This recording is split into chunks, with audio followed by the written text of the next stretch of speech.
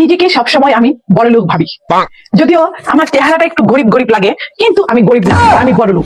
আমি যে বড় লোক তার কতদিন উদাহরণ আমি তোমাদেরকে দেখাই। আমি বড় লোক, আমি কোনো সময় জলের বোতল রাস্তায় কিনলে সেই বোতলটা ফালাই আসি না, আমি বাড়িতে নিয়ে আই, এবং এই বোতলটা দিয়ে আমি ততদিন জল খাই যতদিন পর্যন্ত বোতলের ফিল এবং বোতলের মধ্যে জল যে আছে দেখা যায়, সেদিন এটা ফালাই না, একদম জল ইউজ করি।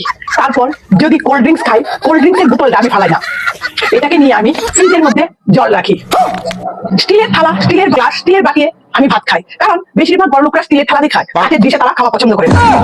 একটা নাইটি আনলে নাইটিটা যতক্ষণ পর্যন্ত না একদম কালার যাইতে যাইতে ছিঁড়া না যায় ততক্ষণ আমি ব্যবহার করি, এবং ছিঁড়া নাইটিটাও পালাই না, আমি ছিঁড়া নাইটিটা দিয়ে হয়তো ঘর মোছার কাজে ইউজ করি আর বাসনপত্র ধরার কাজে ইউজ করি।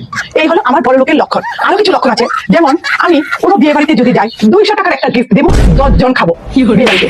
তারপর কোনোখানে যাওয়ার সময় যদি আমি কোনো কারণে একটা আইসক্রিম খাইতে পারি, এই আইসক্রিমের বাড়িটাও আমি ফালাই না, একদম বাড়িতে নিয়ে আসি, কারণ এটার মধ্যে জিরা, তারপর আদা বাটা, রসুন বাটা এগুলি রাখি। বড়লোক হওয়ার জন্য কিছু গুণ থাকতে হয়, যেগুলি আমার মধ্যে আছে। এই গুণটির জন্য আমি নিজেকে নিজে বড়লোক ভাবি।